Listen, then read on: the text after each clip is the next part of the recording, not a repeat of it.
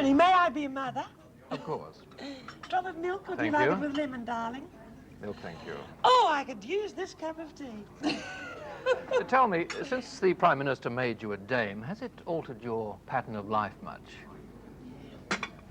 Well, that's a difficult one. Of course, it has made my life very much more glamorous than it was prior to my life in the world of films, Tony, because until then, well, I was very much an ordinary housewife, though I had helped Mr. Barry Humphries in many of his stage shows. Now, of course, I'm skipping all over Australia, and of course, we have been on location internationally making this rather wonderful film. I don't suppose you've been tempted whilst overseas to have a little dalliance here and there, perhaps? Tony, a woman who looks after herself, as I do, and a woman who tries to look at all times feminine, and who hopes that they're an appropriate ambassadress for this wonderful, wonderful country, Australia, will naturally have offers. And they come in strange forms. Strange approaches have been made. Strange knuckles have rapped upon my motel door. But each time I have repulsed them.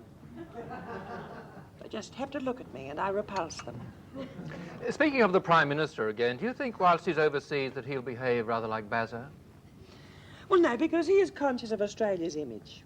Now, all the time, I said to the producer, I said to Reg Grundy, and I said to Barry Humphries, who I've got a lot of time for him, I said, Dame Edna Everett Housewife Superstar, will be associated with this film only if my association with it ensures that Australia's image is upheld at all times. You bastards don't give a stuff about Australia's image. Reverting to the subject of your nephew, Bazza, again, he seems to have a girl problem in this film. He never actually gets a girl. Now, is there some sexual problem with him, do you think? He wouldn't be a little queer or something like that, would he?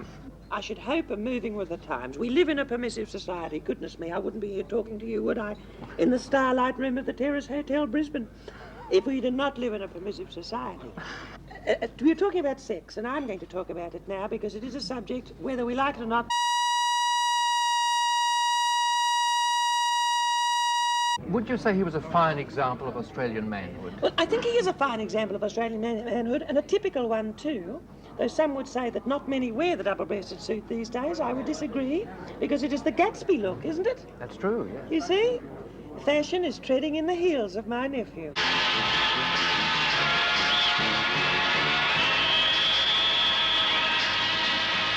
Bazza seems to have a drink problem. Does that worry you? Well, Tony, I'm afraid he does drink too much. I've never seen him in a helpless condition. But I think that he drinks far too much for a boy of his age. And I think that when he finds Miss Right, she could put him on the right track, because I think it's just a sort of frustration in him. All men have needs, I believe. My husband, Norm, fortunately, has long ago given up any hope in that direction. Because, I mean, we have our kiddies now, we have our family, and Norm is so often hospitalised, and I think it's for the good of us both. I'm very hard to get up in the morning. Oh, what a wonderful warm welcome, Count, especially after such a nightmare of a trip. You know, when I filled in that form in London for a surprise package tour, I didn't think I'd be in for so many surprises. The Ministry of Tourism will do everything in its power to make your stay a joyous one. And it was so sweet of your daughter here to lend me this pretty frock and matching accessories. Her name is Clotilde. She's my slave. She will be looking after your every need, Your Majesty. Oh, please don't keep calling me Your Majesty. Where I come from, informality is the keynote. As you wish, Elizabeth. And was it a great honour to be mistaken for the Queen? Well, it was a most extraordinary incident, really. I know a lot of people watching the film will think that it's fictitious, but I'm often mistaken for Queen Elizabeth herself. You see, I'd bought this tiara to wear on the first night of the Algerian State Circus at the Sydney Opera House, and I really do just look like the Queen in a certain light, Tony.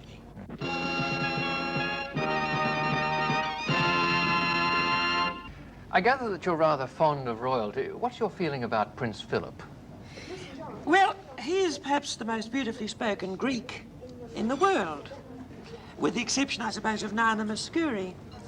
With whom, by the way, I'm often confused. Do you know, a lot of people ask me for my autograph thinking I am Nana Muscuri. I hadn't realized that you sang also. Well, I do sing. I'm a very versatile person. What vocal range would you have? Mainly high.